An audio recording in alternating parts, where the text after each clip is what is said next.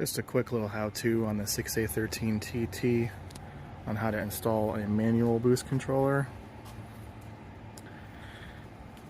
On the charge pipe elbow here, you'll have two vacuum lines coming off of it.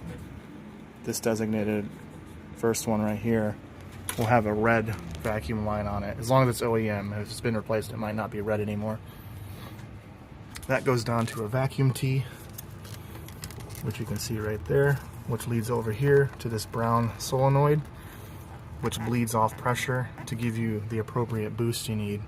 So what you'll need to do is remove the tee, add a straight line piece of tube off of the pipe down there, put it into your outlet of your boost controller, which will be on the side in most cases, and then make a new line from this port right here to the input of your boost controller, and then you'll be all set.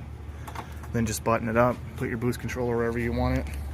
In this case, I'm putting it right here on the intake because it's going to be an easy spot to get to. So it'll just sit just like that. Just to recap, we got the feed line right there. That goes to the bottom of the boost controller and out to the line that was originally here in this spot. And that's it. And you're good to go. These will run, you can run 13 PSI. This is how much boost you can run on the stock ECU without any issues. Some people have gotten away with 14.